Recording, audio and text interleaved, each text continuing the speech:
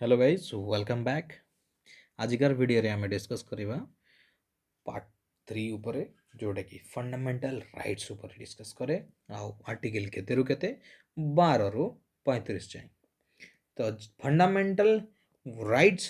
विषय जानिया पूर्व फर्स्ट किछिटा फैक्ट जानि देबा। चलो कि जो part 3 that is fundamental rights को मैग्ना कार्टा हुआ बोली कहा इंडिया रो। मैग्ना कार्टा वर्ड माने कौन भाई? मैग्ना कार्टा वर्ड बोले गोटे लिखित राइट है रिटेन गोटे चार्टर्ड कही पारिया जेमति कि चार्टर्ड थिला से बळे। तो कौन है ना, तो यदि हिस्ट्री टिके देखिबा तार 1215 मसीहा बेले इंग्लैंड कथारे कौन है ना, गोटे राजा थिले तांको ना हला हमर किंग जॉन। ठीक अच्छे। तो सीए जेते से इंग्लैंड रे राजा जो थिले किंग जॉन 1215 मसीहा रे सेतेबेले सी सबु किछि मैटर्स रे हस्तक्षेप करथिले, मुंड खेलौथिले। ठीक। तो सेठिकार जेतिकी धनी धनी लोक माने थिले तांको बैरन बोली कहा जाए। बैरन। तो दे धनी धनी लोक माने हैला सोसाइटी रो लोक माने कोन कले ना गोटे युद्ध करिया पय चेष्टा कले। हैला माता सहित तांकर युद्ध होय गेला बनबनी हेगी। बिकॉज़ सबु किछि सबु मैटर रे मुंड खेलौची राजा जॉन। बुझिला। तो ता पई जेतेबेले तब लास्ट रे हारिकी जॉन किंग जॉन 1215 मसीहा रे गोटे चार्टर्ड तांको दिया गला। कहा रिलेटेड थिला? तांकर मौलिक अधिकार फंडामेंटल राइट्स रिलेटेड थिला। ठीक अच्छे। जोटा कि मैग्ना कार्टा बोली कहा जाउथिला। सेथिपाई बोली कि देश रे जेकोसी जिंस जदि बहुत नितांत माने जोटा बहुत पावरफुल जिंस गोटे रही गला ताकू आमे मैग्ना कार्टा बोली कहूछु। आउ ई पार्ट 3 को दैट इज फंडामेंटल राइट्स को आमे मध्य इंडिया रो मैग्ना कार्टा बोली कहू। क्लियर? आनीचु कोडू भाई सोर्स कौन? सीधा सीधा सोर्स है आमर अमेरिका रो आनीचु यूएसए। तांकर जो बिल अच्छी बिल ऑफ राइट्स सेठू आमे प्रेरित होइकी आमे आनीचु। आउ आमर ई पार्ट 3 टाकू आनिबार उद्देश्य कौन कि जे एस्टाब्लिश करिवो कौन एस्टाब्लिश करिबार आमर उद्देश्य है एस्टाब्लिश करिवो गोटे गवर्नमेंट कहार लॉर नियमर गवर्नमेंट गोटे गवर्नमेंट थिबो जे कि नियम हिसाब रे चलिबो ना कि लोकर हिसाब रे। लोकर निज मर्जी हिसाब रे चलिबो नाही, चलिबो तो नियम हिसाब रे आईन कानून हिसाब रे चलिबो। एटा अछि खास motive main am part 3 that is fundamental rights describe करछि आर्टिकल 12 रु 35 जाए। क्लियर? चलो भाई आपको देखिबा। ओके। फंडामेंटल कहले व्हाई फंडामेंटल भाई काहे की फंडामेंटल बोली कहले ए जो अधिकार गुड़ा दिया गला फंडामेंटल काहे की कहला कहिबार कारण हैला देख ये हमर जो नेचुरल राइट्स गुड़ा एठी जहाँ भी डिस्क्रिप्शन लिखा है फंडामेंटल राइट्स अनुसार जोटा कि हमर district by default for example आमे जेमती मोबाइल टे जदी किणुचु नुआ तो आमे ऑन कला परे जहाँ भी सेटिंग्स गुड़ा रही थाए जहाँ भी हमर जत्ते भी मोबाइल सेटिंग गुड़ा थाए सेगुड़ा बाय डिफॉल्ट थाए आमे तापरे निजे तापरे कस्टमाइज कर पारे। ठीक अच्छे। थीम्स रु धरिकी रिंगटोन रु धरिकी सब किछि सेम लाइक दैट आमे जति जन्म हैला परे परे आमर नेचुराली आमे राइट जो पाई जाऊ फंडामेंटल ए जिनस को तुमर अधिकार अच्छी से आमे ताकू फंडामेंटल बोली कहूछु। क्लियर? आउ एटा को सेपरेट करा जाई परिबो नै भाई। मु जन्म हेली बेले मो सहित जन्मिची मोर अधिकार, मु मला परे मोर अधिकार बुद्ध मो सहित माटी रे मिसी जीवो। आउ समस्त निज निज केस रे मध्य सेम जिंस। क्लियर अच्छे? आउ गोटे कथा भाई ई फंडामेंटल राइट्स हमको डिक्लेयर करूची जे आमे फ्री आउ प्रोटेक्टेड आमे स्वाधीन अछु पराधीन ना इंग्रेज मानकर बलिया तार चपलेसी आमे नाहु तांको अंडर रहू ना आमे प्रोटेक्टेड भी अछु ता सहित आमे फ्री भी अछु। आउ ए सबुर दायित्व कोठी अछि ना कि लिखा है कॉन्स्टिट्यूशन रे संविधान रे पूरा मेंशन करा है कि जे सुप्रीम कोर्ट पाखरे से गारंटी आ प्रोटेक्ट ग्यारंटी नौजी आमर प्रोटेक्शन करिबा आ प्रोटेक्शन आमर ग्यारंटी नौजी जे हमको आमर किछि संविधान आमर जो फंडामेंटल राइट अछि तार खनन हबो नाही आ प्रोटेक्शन दउची किछि जदि असुविधा हला भाई सीधा आसीबो मो पाखकू मु देखि नेबी तमरो कोन असुविधा होची आ किए तम सहित ए भलिया असुविधा करूची तार देखि मिसिकी भाबी चिंती की विचार करिकी ताकू न्याय करिबा तुमको केबे भी तार हान मान माने तुमर ई जो राइट्स रो अधिकार रो खनन हवा पई केबे भी देबी नाही फंड कॉन्स्टिट्यूशन रे ऑलरेडी मेंशन कर दिया है ड्यूटी दे देची कॉन्स्टिट्यूशन कि जे एटा हला सुप्रीम कोर्ट रो ड्यूटी आपको जस्ट देखियो फीचर्स रे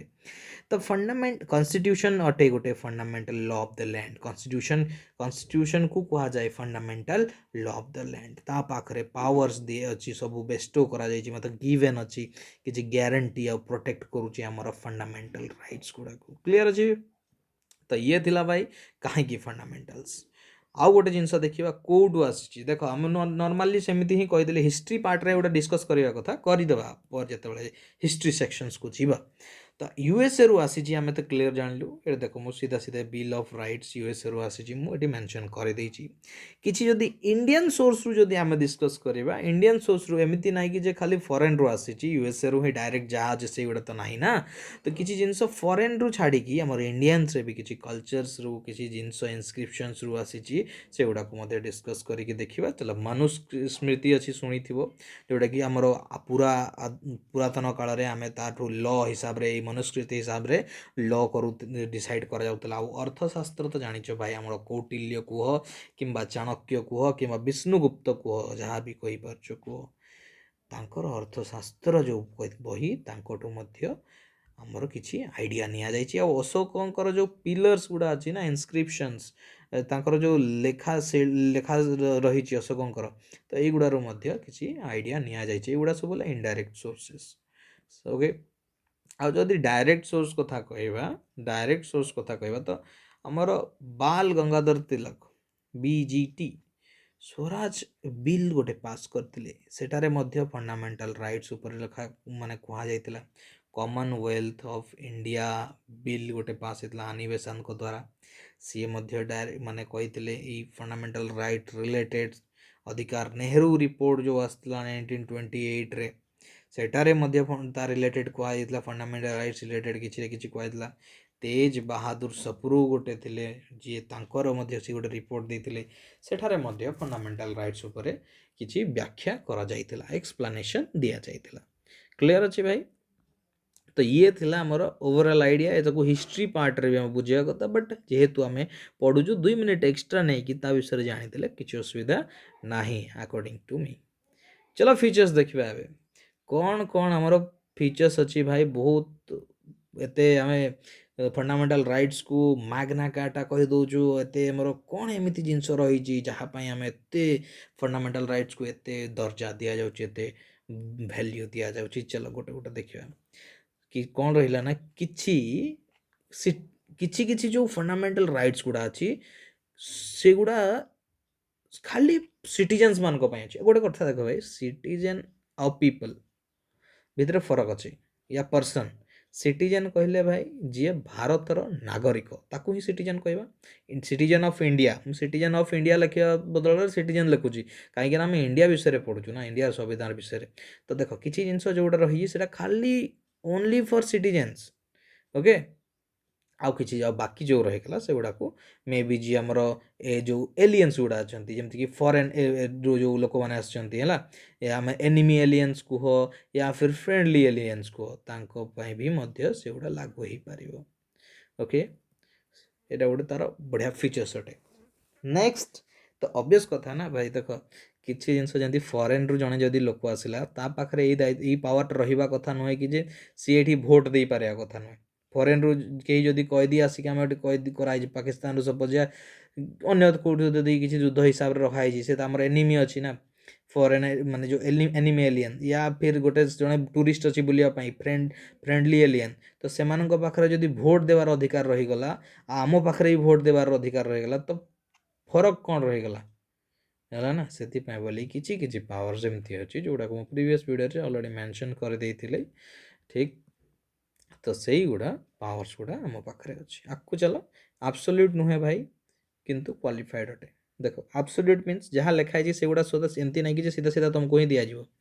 ओके किसी जिन क्वालिफाए करा जाई पारे तुमको जो जहाँ लिखाई मे भी उल्लंघन करा जाई पारिबो केतेबेले स्टेट ये वर्डटा गोटे जिन जानी था भाई स्टेट वर्ड ये स्टेट वर्डटा बहुत मन खाइब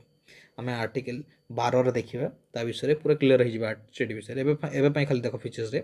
state can impose reasonable restriction on them ये जो आर्टिकल कहूँ आमर जो राइट्स उपरे किसी रिस्ट्रिक्शन जदि दरकार पड़े तो ता उपरे ओभररूल करें किसी तार उपरे पदक्षेप नहीं पार स्टेट पाखे से पावर अच्छी ठीक अच्छे तो किसी रिजनेबल रेस्ट्रिक्शन किसी जदि रिजन किसी जिन जदि रिजनेबल रेस्ट्रिक्शन है तेज जाकि आई जो रेस्ट्रिक्शनटा रिजनेबल कि नॉन रिजनेबल से डिसाइड कर भाई कोर्ट है कोर्ट डिसाइड कर कि जिनसा रिजनेबल या फिर नुहे तो गोटे जिनस देख तो ये कौन हम ना तो बैलेंस कर राइट्स आउ सोसाइटी भितर यहाँ बैलेंस करने को चेष्टा कराई ये जो फीचर्स हिसाब से माने एब्सोल्यूट नुहे किंतु क्वालिफाइड अटे बुझ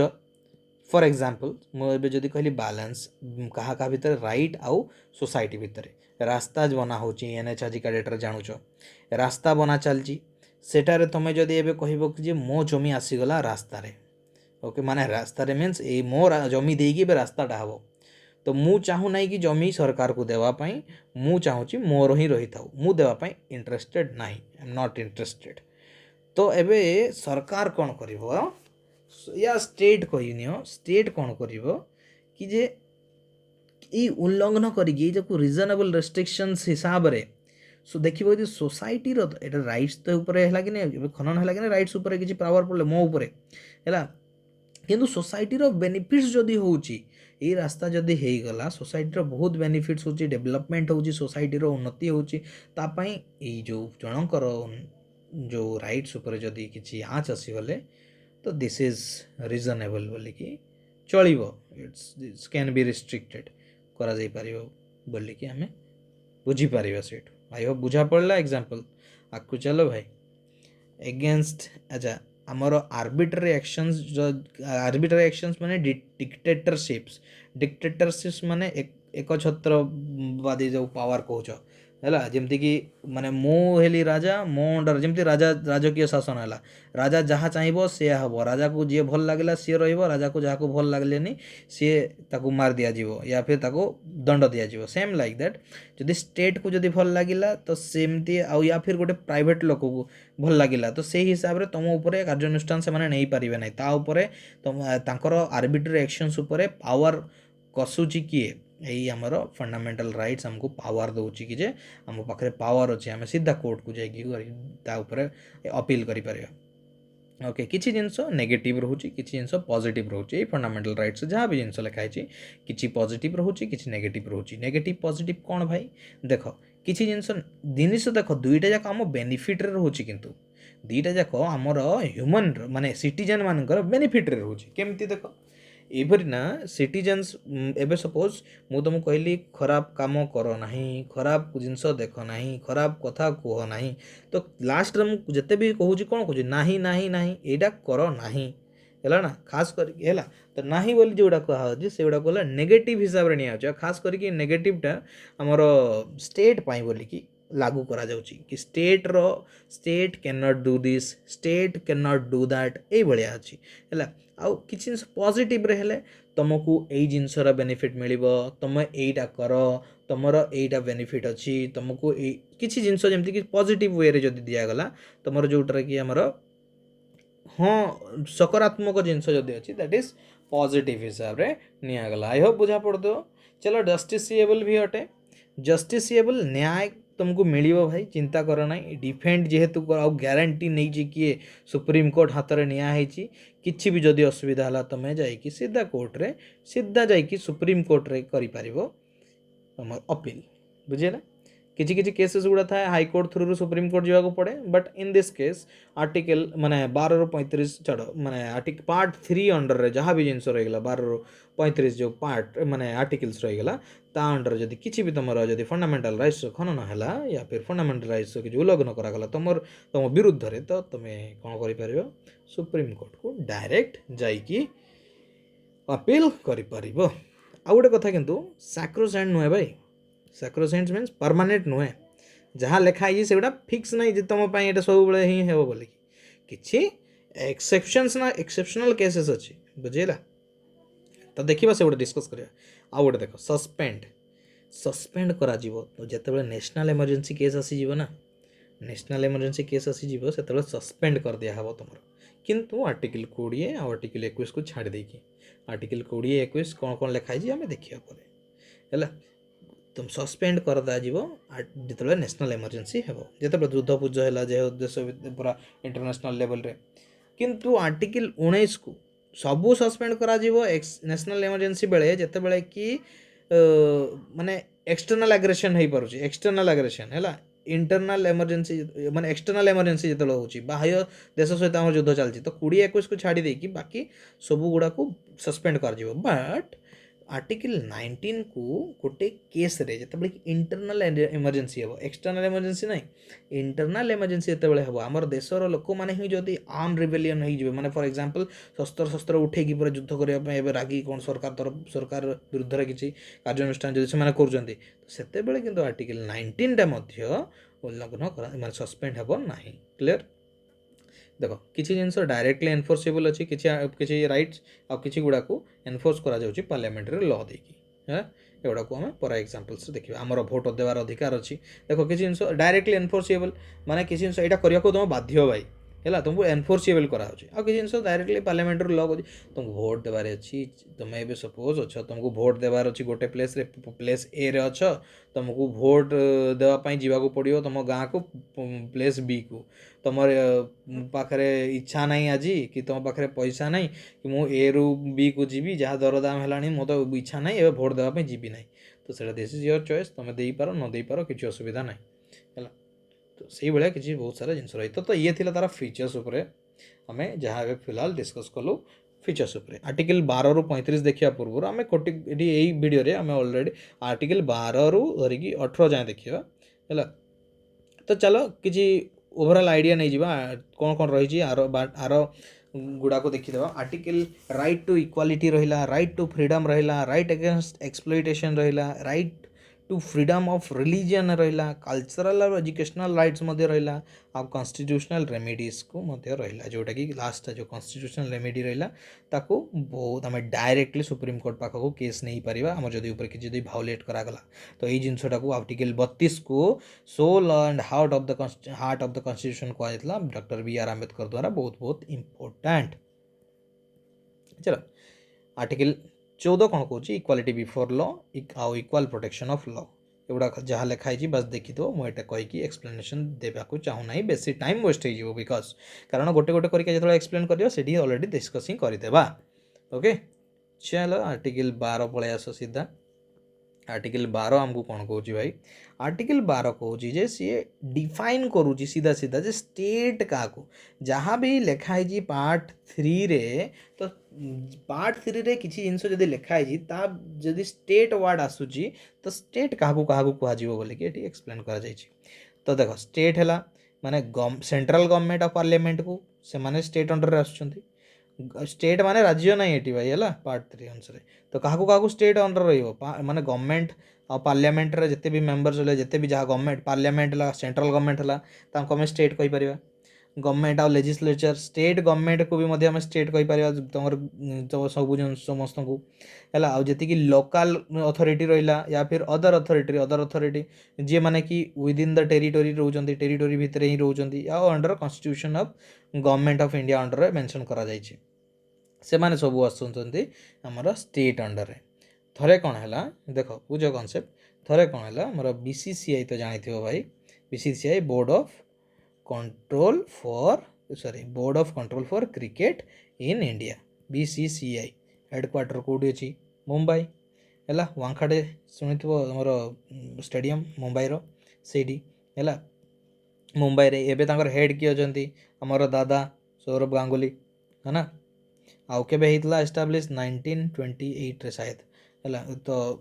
ଓକେ, ତ କ'ଣ ହେଲା ନା ଥରେ କ'ଣ ହେଲା BCCI ଉପରେ କେସ୍ ଯେତେବେଳେ କ୍ରିକେଟ୍ ହୁଏ ତ କ'ଣ ହୁଏ ନା, ଏଇଥର ସପୋଜ୍ ହେଲା କି ଇଏ ଏଇ ମାନେ ଏଇ ଚ୍ୟାନେଲ୍ ବାଲା ହଟଷ୍ଟାର୍ ଏଇଥର ଭିଡ଼ିଓ ମାନେ ତା ଉପରେ ପାୱାର ରହିଲା କି ଯେ ହଟଷ୍ଟାର୍ ଦେଖେଇବ ମାନେ ଟେଲିକାଷ୍ଟ କରିବ। ନେକ୍ସଟ ଥର ଦେଖିବ ସେ ସପୋଜ୍ ସେଟ୍ ମ୍ୟାକ୍ସ ହେଲା ୟା ସୋନି ହେଲା, ଏଇଭଳିଆ ପାୱାର ମିଳୁଥିଲା। ଏଇଟା ତ ଥରେ GTV ବାଲା ସହିତ ସେଇଭଳିଆ ଗମାଘ ଟିକେ ଯୁଦ୍ଧ ହେଇ ମାନେ ଟିକେ ହେଇ GTV ବାଲା ସହିତ ଟିକେ ଅନବନ ହେଇଯାଇଥିଲା BCCI ସହିତ। ତ GTV ବାଲା ଯାଇକି କୋର୍ଟରେ କହିଦେଲା ଯେ ଭାଇ ଦେଖ ଇଏ ଆମର ଫଣ୍ଡାମେଣ୍ଟାଲ ରାଇଟ୍ସ ଉପରେ ଆମର ଯେଉଁ ଇକ୍ୱାଲିଟି ରହିବା କଥା ସେଇ ଉପରେ ଟିକେ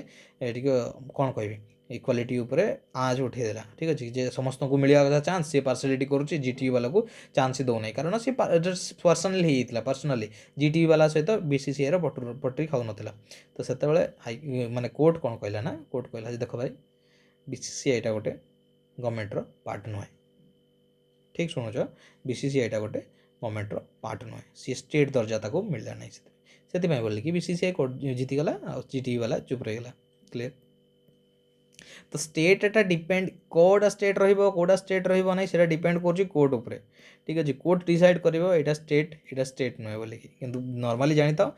ସେଣ୍ଟ୍ରାଲ ଗଭର୍ଣ୍ଣମେଣ୍ଟରେ ଯେତିକି ଅଥରିଟି ଆସିଯାଉଛି, ଷ୍ଟେଟ୍ ଗଭର୍ଣ୍ଣମେଣ୍ଟରେ ଯେତିକି ଅଥରିଟି ଆସିଯାଉଛି, ୟା ଫିର୍ ଆମର ଯେତିକି ଆମର ଟେରିଟୋରି ଅଣ୍ଡରରେ ଯାହା ବି ରହିଗଲା ଆମର ଲୋକାଲ୍ ଆଉ ଅଦର ଅଥରିଟିସ୍ ଗୁଡ଼ା, ସେଗୁଡ଼ାକୁ ଆମେ ଯେଉଁ କନଷ୍ଟିଟ୍ୟୁସନରେ ମେନସନ୍ କରାଯାଇଛି ଯାହା ବି ଜିନିଷ ସେଗୁଡ଼ାକୁ ଆମେ କହିପାରିବା। ଫର୍ ଏକ୍ଜାମ୍ପଲ୍ ଆମର LIC, ONGC, ସେଲ୍ ହେଲା, ଏଇଗୁଡ଼ାକୁ ଆମେ କହିପାରିବା ସିଧା ଆମର ଅଥରିଟି କହିପାରିବା। ୟା ଫିର୍ ଆମର ଯଦି ଲୋକାଲ୍ ଅଥରିଟି କହିବା ପଞ୍ଚାୟତ, ଡିଷ୍ଟ୍ରିକ୍ଟ ବୋର୍ଡ଼ ହେଲା, ମ୍ୟୁନିସିପାଲିଟି, ଏଇଗୁଡ଼ାକୁ ଆମେ କହିପାରିବା ଲୋକାଲ୍ ମାନେ ଅଥରିଟି। ଓକେ, ବେଶୀ ଟାଇମ୍ ଏଠି ଖାଇଦେଲି ବୋଧେ। ଆର୍ଟିକଲ୍ 13 ଚାଲ। ଆର୍ଟିକଲ୍ 13 କହୁଛି କ'ଣ,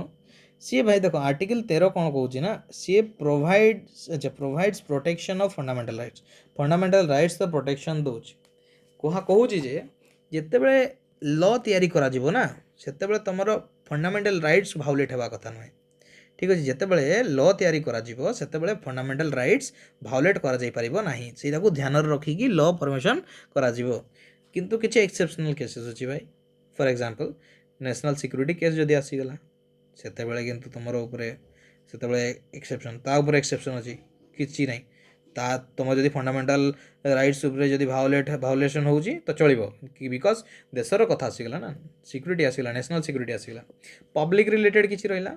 ପବ୍ଲିକ୍ ଅର୍ଡ଼ର୍ସ ରିଲେଟେଡ଼୍ କିଛି ଜିନିଷ ରହିଲା, ତ ଲୋକମାନଙ୍କ ପାଇଁ ସମସ୍ତଙ୍କ ପାଇଁ ଜଣଙ୍କର ଫଣ୍ଡାମେଣ୍ଟାଲ ରାଇଟ୍ସ ଯୋଗୁଁ ଯଦି 10 ଜଣଙ୍କର ଅସୁବିଧା ହେଉଛି ତ ଜିନିଷଟା ବୁଝିପାରୁଛ, ଜଷ୍ଟ ଟିକେ ଦେରି ଆଗରୁ ବତେଇଥିଲି। ତ ଫ୍ରେଣ୍ଡଲି ରିଲେସନ୍ ଯଦି ଅନ୍ୟ କଣ୍ଟ୍ରି ସହିତ ଆମ ଅଛି, ତୁମେ ଯାଇକି ଯେତେବେଳେ ଅନ୍ୟ ଦେଶର ରାଷ୍ଟ୍ରପତି କେହି ଯଦି ଆସିଛନ୍ତି ତ ତା ଭିତରେ ତୁମେ ଯଦି ଅଲଗା ଉଲ୍ଟାପୁଲ୍ଟା କଥା କହୁଛ ତ ସେଠାରେ ମଧ୍ୟ କିଛି ହେବ। ଓକେ, ଓକେ, ତ ଆଉ କ'ଣ ହେବ? ଟ୍ରାଇବାଲ୍ ଏରିଆସ୍, ତୁମର ପାଖରେ ବହୁତ ପଇସା ଅଛି ମାନିନେଲି, ଗୋଟେ ଟାଇମ୍ କନସିଡର୍ କର,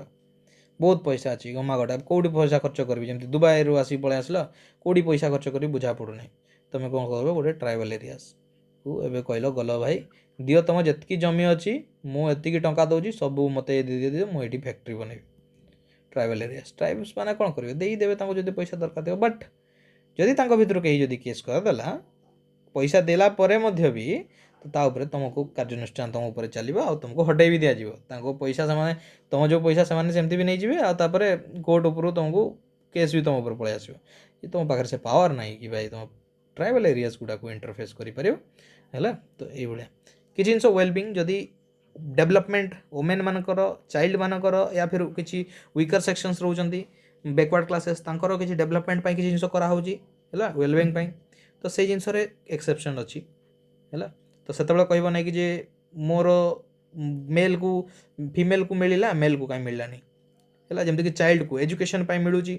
ହେଲା। ତ ଏବେ ଆମେ ନର୍ମାଲି ଗୋଟେ ଲୋକ 20 ମାନେ ଯଦି ଗ୍ରାଜୁଏଟ୍ ହେଉଛି, ଗ୍ରାଜୁଏସନ୍ କରୁଛି, ତାକୁ ଚାଇଲ୍ଡ କହିବା କି? ନାଇଁ ନା, ଏ ଗ୍ରୁପ୍ 5-7 ବର୍ଷ 15 ବର୍ଷ ଭିତରେ ତାକୁ ଚାଲ ସେ କମ୍ ସେ କମ୍ 14-15 ବର୍ଷ ଯାଏଁ ତାକୁ ଚାଇଲ୍ଡ କହିପାରିବା ହେଲା। ଚାଇଲ୍ଡ ତ ଆଡଲ୍ଟ ତାପରେ ଗ୍ରାଜୁଏଟ୍ ହେଇଯିବ 20 ବର୍ଷ ବେଳକୁ ହେଲା। ତ ସେଇଟା ଚାଇଲ୍ଡମାନଙ୍କ ପାଇଁ ରହିଛି। ତ କିଛି ଜିନିଷ ସେଇଭଳିଆ ରହିଛି, ପ୍ରାବଧାନ ରହିଛି, ଚେଞ୍ଜ କରାଯାଇପାରିବ, କିନ୍ତୁ କିଛି ଏକ୍ସେପସନାଲ୍ କେସେସ୍ ରହିଛି। ଆଉ ଏକ୍ସେପସନାଲ୍ କେସେସ୍ ଛାଡ଼ିଦେଲେ, ଏଇ ଯେଉଁ ଏକ୍ସେପସନାଲ୍ କେସେସ୍ ଦେଖୁଛ, ଏକ୍ସେପସନାଲ୍ କେସେସ୍ ଛାଡ଼ିଦେଲେ ଭାଉଲେଟ୍ ହେବା କଥା ନୁହେଁ ଯେତେବେଳେ ଲ ମେକିଂ କରାଯିବ fundamental rights related. This is article 13 କହୁଛି। ଆର୍ଟିକଲ୍ 14 କ'ଣ କହୁଛି? ଚାଲ, ଆର୍ଟିକଲ୍ 14 କହୁଛି ଦେଖ, ये एबे आर्टिकल 14 ये आम आसीगलु राइट टू इक्वालिटी 14 रु आर्टिकल 14 रु धरिकी आर्टिकल 18 आमको कहूँ क्या विषय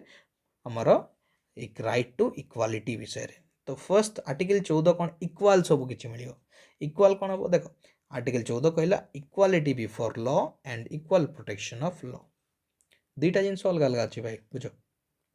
इक्वालिटी बिफोर लॉ माने आईन सामना रे सी जान अंधा कानून जमी आखिरे बट्टी बांधी थाए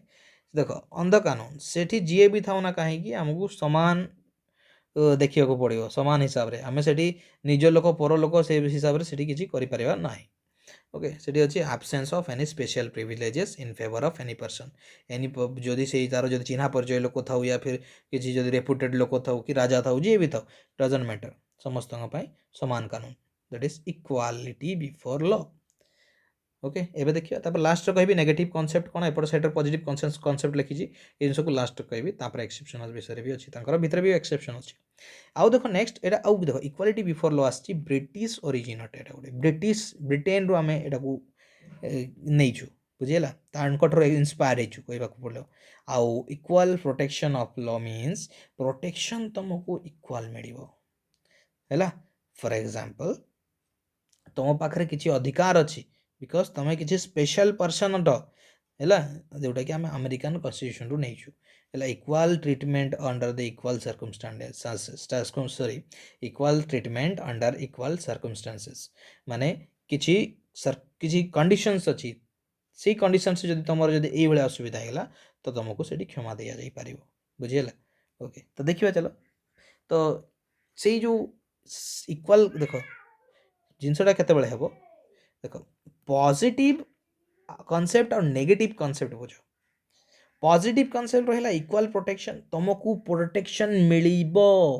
है तुमको एटा मिलिबो बेनिफिट रोचे आ देख नेगेटिव कॉन्सेप्ट रे तुमको करा जीवो नाही भेदभाव करा जीवो नाही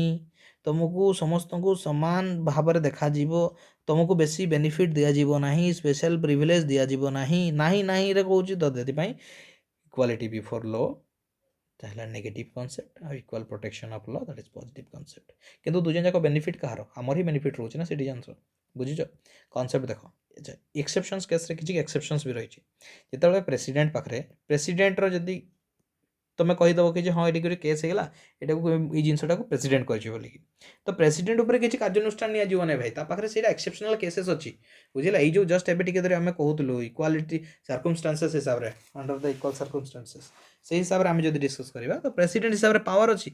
पावर अच्छी कि एत शीघ्र कर या फिर प्रेसिडेंट हो पारती गवर्नर हो पारती कार्यकाल टाइम किसी भी लाछन किसी भी जदि किसी आसूँ आरोप किसी भी रखा जापर ना आ जड़े सपोज ए न्यूज पब्लिकेशन जदि किसी ट्रू रिपोर्ट सत्य घटनाटा जहाँ भी एनी हाउस रे माने लोकसभा राज्यसभा या माने जो स्टेट रे कह या सेंट्रल रे कह स्टेट लेजिस्लेटिव सेंट्रल लेजिस्लेटिव जो कौन जगार भी जदि किसी जिनस घटीगला सपोज एवं झगड़ा हो जाते देखिए नेता नेता भितर चौकी माड़ हो जाए बही खाता माड़ हो जाए पेपर माड़ माने ये सब हो जाए झगड़ा झाटी पूरा हो जाए देखी है ना तो सही गुड़ा को जदि न्यूज वाला के जदि से डायरेक्ट पब्लिश करदेला पब्लिकेशन करदेला तांको ऊपर कह कि तुम्हें कहीं की अधिकार सहित तुम से पब्लिश करदेल भाई हाँ एटा आमर भितर भितर कथा तुम्हें कहीं बाहर जाकि समस्त पब्लिश कर ना एमती किसी ना एटा आमर भी अधिकार अच्छे तो न्यूज वाला से करेंगे किसी एक्सेप्शन केस अच्छी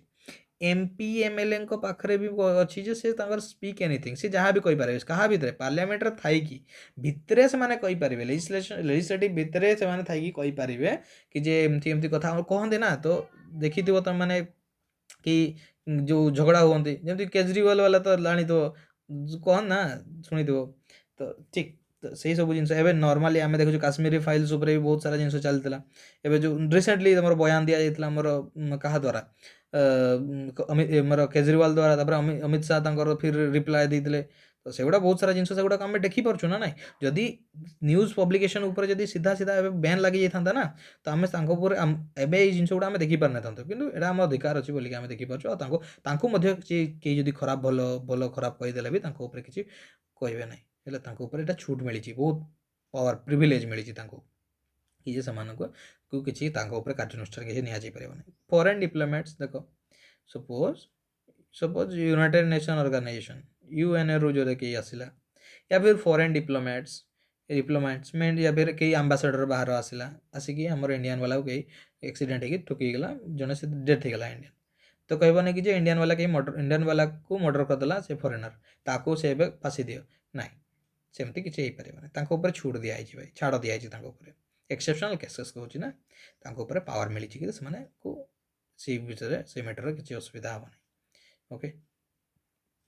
चलो तो ये थी आमर आर्टिकल 14 चलो ए आर्टिकल 15 ऊपर डिस्कस करवा आर्टिकल 15 बेसी किसी ना छोटिया जिनसटा ही कहूँ आर्टिकल 15 भाई कहूँ देख religion race sex caste place of birth ये जो 5टा जिनस रहा जाति धर्म वर्ण निर्विशेष सब एक बोली जो कहुला शुणी से आम कहीपर रिलीजियन रेस कास्ट सेक्स और प्लेस ऑफ बर्थ यही नहीं तुमको डिस्क्रिमिनेट करा है डिस्क्रिमिनेट करा जाई परिबो नहीं या फिर आउ गोटे है कि तुमको डिजाबिलिटी अच्छी या फिर लायबिलिटी अच्छी किसी कंडीशंस दियाला तुमको पाखे आसेस अच्छी तुम आसेस कर या फिर यूज कर कि कौन सी दुकान को कौन सी होटेल को कौन सी रेस्टोरेंट को जाकि तुम विजिट कर कहीं भी से कहीपर कि तुम यही जातिर लोक ये एंट्री कर या फिर यू आसीच तुम आसीच कौन कह साउथ इंडिया रू तो ये ओडिशा को एंट्री कर इंडिया ओडिशा रू जाऊँ ओडिशा रू जाकि तुम जदि एबे जाऊँ दिल्ली को तो सेठी रही पारिबो नहीं या फिर कौन सी जगार पानी पी पारिबो नहीं वेल टैंक रोड ये सब या फिर घाट्स गुड़ा गाधीवा घाट गुड़ा एबे जदि मु गंगा गाधीवा माने एबे गाधीवा गली बनारस सेठी मते एलाउ करा जीवो नहीं जदि एई भली जिंस जदि रहिला किछि तो एई सब गुड़ा को डिस्क्रिमिनेट करागला तुमको रिलीजियन मु एबे जदि जने क्रिश्चियंस होते सी जदि जाउची गंगा नदी को गाध स्नान करिया पई ताको केही डिस्क्रिमिनेट करिवे नहीं बे ओके दिस इज से पर्सन रो चॉइस है किए डिस्क्रिमिनेट करें जदि कहीं किसी कला तो आर्टिकल 15 विरुद्ध रे उल्लंघन होती मकदमा चलो बुझीला किंतु किसी एक्सेप्शनल केसेस अच्छी बारंबार कहूँ एक्सेप्शनल केसेस तो सबुरे सबुरे रमर जो फंडामेंटल राइट्स गुड़ा अच्छी सबुरे किसी ना कि एक्सेप्शनल केसेस ही तो ये कौन एक्सेप्शनल केसेस रोज भाई ये रोज ना मोर फंडामेंटल जो रहा ओमेन मानकर रिजर्वेशन रहा फॉर एग्जांपल ओपीएससी यूपीएससी रे हमें जानी थी कौन रोची फीमेल मान फ्री रोची आमर फॉर्म पकड़ापी वेदर मेल मान कि देवाक पड़े 100 टଙ୍କା के एजुकेशन फ्री एजुकेशन रोज चिल्ड्रेन मान फ्री एजुकेशन तुम्हें तो गोटे 20 वर्ष पिला कह कि मत छुआ चिल्ड्रेन मान दौच मत कहीं दौन तू चिल्ड्रेन कि भाई तुम्हें नहीं ना 20 वर्ष एडल्ट हो गलानी बा देन advancement of SC ST OBC मानक किसी एडवांसमेंट मिल किसी केसेस रे बिकज से माने वीकर सेक्शंस बैकवर्ड क्लासेस से माने जिते आमर देश एबे डेवलप करिवो तो जी ऑलरेडी डेवलप्ड अच्छी माने जदि सांगरे समस्त को जदि सेम बेनिफिट्स दिया जिवो तो सेमती ही माने आगर जमती पछरे थिले एबे भी सेमती पछरे रही जिवे तो जिनसटा को हमें समान पैरेलल करिया पय चेष्टा करा जिवो दैट्स व्हाई एमान को एडवांसमेंट मिलुची बुझिला तो ये सब जिनस आमर आर्टिकल 15 अनुसार किसी एक्सेप्शंस रही क्लियर आर्टिकल 15 देखला आर्टिकल 16 देखा आर्टिकल 16 कहूँ भाई equality of opportunity in public employment जी भी सिटीजन्स अच्छा आम इंडिया रे समस्त को अपॉर्चुनिटी समान मिलो किंतु एटी मध्य एक्सेप्शनल केसेस छाड़ी रिजर्वेशन रही जाऊँगी किसी एससी एसटी ओबीसी मानक निहाती रहिबो बिकज कारण आमको इक्वाल करार अच्छी इक्वालिटी करार अच्छी कारण जिते आम देश डेभलप स्वाधीन हो सारापर आमर जो सेक्शंस गुड़ा बैकवर्ड क्लासेस गुड़ा आउ जी ऑलरेडी डेभलप्ड लोक मैंने भितर ए भी बहुत सारा तफात रही जे जाए से तफात न चेंज हो जे जाए से तफात इक्वाल न हो से जाए ये जो एक्सेप्ट रिजर्वेशनटा मिलू ही थी ओके रिलीजियस इंस्टीट्यूट्स है कि रिलीजियस इंस्टीट्यूट से मुझे सपोज मुझे कि भाई मुझे मुसलमान मानकर मद्रासा थाए या फिर हमारा मंक सपोज जैनिज्म या फिर बुद्धिज्म मानकर जाकि कहबे मुझे जाकि टीचर हेबी मुझे टीचिंग करी सेटा पॉसिबल ना जी सेटर एक्सपर्ट सी ही कर से जगह प्रावधान मिली ही से बेनिफिट से माने ही से कम पोस्ट ही था एक्चुअली है ही से जिनस जी से लेवल आसूँ ही दिज्व या फिर अन्य कास्ट मानू अन्य जातिर लोक मानू से दिज्व ना बुझेगा। तो रिलीजियस इंस्टीट्यूट गुड़ा से गुड़ा छूट रोचे छाड़ रोचे। आउ गोटे कथा ये रहा आमर residence as a condition in some cases suppose आमर OPSC Odisha public service commission गोटे एग्जाम करोची that is assistant section officer या फिर ओएस ओडिशा एडमिनिस्ट्रेटिव सर्विस सेटारे सी कही पारिबो ता पाखरे अच्छी पावर कहबो कोन कहे कि जे एबे सपोज जने मध्य प्रदेश रे एसटी आसिला शेड्यूल ट्राइब लोक आसिला एठी मु एसटी हिसाब रे फॉर्म पकेकी ओएस क्वालिफाई करिकी आराम से जॉब करि परिबी जदि से चाहूची तो सेटा करि परिबो नाही। जदि जेतेबेले एसटी मध्य प्रदेश रु आसिला गोटे शेड्यूल ट्राइब पर्सन एसटी जी कास्ट रो सी कोन करिवो एठी जनरल हिसाब रे फॉर्म पकई पारिबो नॉट एन एसटी बुझिला। तो किसी रेसिडेंस हिसाब रे हो कि ओडिशा भितर जी भी रहिले से माने एसटी तो एसटी हिसाब रे पकेबो एससी तो एससी हिसाब रे पकेबो आ ओबीसी तो ओबीसी हिसाब रे पकेबो। ओके आई होप बुझा पड़थबा थी आर्टिकल 16 विषय 17 चलो भाई 17 तो आम जानिचो समस्त जीएल कहीदेव अनटचेबिलिटी विरुद्ध रे आउ किछि नै एठी है अनटचेबिलिटी एठी किछि एक्स्ट्रा ना आर्टिकल 17 अनटचेबिलिटी आउ किछि नै देखो किछि गोटे जिंस कथा कहि दोची छुआ छु भेदभाव रही आर्टिकल 17 रे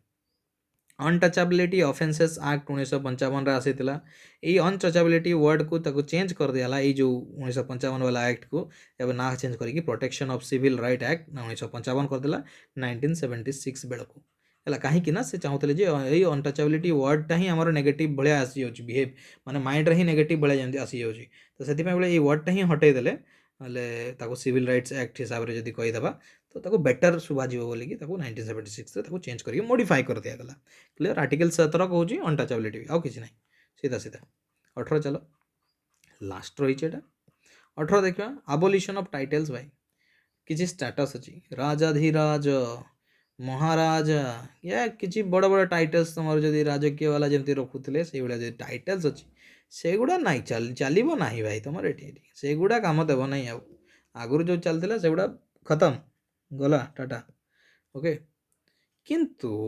किसी एक्सेप्शनल केसेस अच्छे एक्सेप्शनल केसेस कौन जदि तुम कमेच मेहनत फल पसीना बहैकी तुम जदि किसी टाइटल्स ग्रहण कर फॉर एग्जांपल मिलिटरी रे है या फिर एकाडेमिक रे पीएचडी करके डॉक्टरेट तुम उपाधि पाइच मिलिट्री तुम जो तुमको पुरस्कार मिलूँ तुम जो पावर साहस जो मिलिट्री रे तो से गुड़ा को तुम तुम लगे पार यूटिलाइज कर तुम डॉक्टर लगे पार एकाडेमिक रे हिसाब रे जेपरी है प्रोफेसर है ओके से गला किंतु टाइटल्स गुड़ा को सब आबोलिशन कर दिया फॉर एग्जांपल आउ गोटे जिन देखा आउ कौन रोचे पॉइंट्स कौन रोचे prohibits a citizen of India from accepting any title from foreign state एबे मु फॉरेन को पळेली मते जदि केही कहिदेला कि जे भाई तुम सार रो टाइटल ग्रहण कर दियो या फिर नाइटहुड टाइटल नहीं जाओ सपोज कहूँ से भाया कथा ना है तो सेगुड़ा को एक्सेप्ट करि परिबा नाही कौन सी आम सिटीजन भारत जो बुली जाइछु से एक्सेप्ट करि परिबा नाही है आमको से अधिकार नहीं आमर बुझेला आउ कहीं जदि गवर्नमेंट सर्वेंट अच्छी या फिर गवर्नमेंट गोटे ऑफिस से अच्छी फॉरेन रे ताकू जदि फॉरेन टाइटल मिलूँ सी एक्सेप्ट चाहिए करिपारिबो से कथा नहीं केतेबेले चाहिए सी करिपारिबो जेतेबेले आमर प्रेसिडेंट चाहिए परमिशन नेबाकू पड़ियो प्रेसिडेंट को थारो जातीय राष्ट्रपिता ठारो आमको परमिशन नेबाकू पड़ियो हैला आमर प्रेसिडेंट को थारो परमिशन नेबाकू पड़ियो से गवर्नमेंट सर्वेंट को या फिर ऑफिस को जे कि इंडिया रो पाई बाहर जे कि काम करूची इंडिया पाई ताकू जदि कि फॉरेन देश रे फॉरेन कंट्री ताकू जदि टाइटल दउची तो सीए फास्ट रिक्वेस्ट करिके फास्ट पचारिबो परमिशन नेबो प्रेसिडेंट को जे सर कोन मु नै पारिबी टाइटल सी भाबी चिंती कि प्रेसिडेंट फिर कहबे चलो नियो कि न नियो सी प्रेसिडेंट ऊपर डिपेंड करे हला। चलो एबे तार भीतर गोटे खेल आइली बालाजी राघवन आउ वर्सेस यूनियन ऑफ इंडिया गोटे केस 1996 बालाजी राघवन आउ यूनियन ऑफ इंडिया केसेस रे गोटे होता कौन कौन कह जाता ना ये भाई देख सेमती ही तो तुम आबोलिशन ऑफ कौन कौच टाइटल्स कौच है टाइटल्स को आबोलिश करने कौच तो जिते नेशनल अवार्ड्स आसी जाऊँगी ना ସେଇ କେସେସ୍ରେ କାହିଁକି ତୁମେ କହୁନ ଜଣେ ଯଦି କି ଭାରତ ରତ୍ନ ପାଇଲା ତ ୟା ଫିର୍ ପଦ୍ମ ପୁରସ୍କାର ପଦ୍ମରେ ପଦ୍ମଭୂଷଣ ପଦ୍ମବିଭୂଷଣ ପଦ୍ମଶ୍ରୀ କେହି ଯଦି ପାଇଲେ ତ ସେଗୁଡ଼ାକୁ ତା ନାଁ ଆଗରୁ ଲଗେଇ ପାରିବ ତ ହଁ କି ନାହିଁ ତ ଲଗେଇ ପାରିବ ଯଦି ଏସବୁ ଜିନିଷ ଲଗେଇ ପାରୁଛି ମିଲିଟାରୀ ଆକାଡେମିକ୍ ଲଗେଇ ପାରୁଛି ତ ଏଗୁଡ଼ା ବି ଲଗେଇ ପାରିବ ନା ତ ସେ ହଁ କି ନାହିଁ ସେ କଥାଟା ସେ କହିଥିଲେ ସେଇ ଯେଉଁ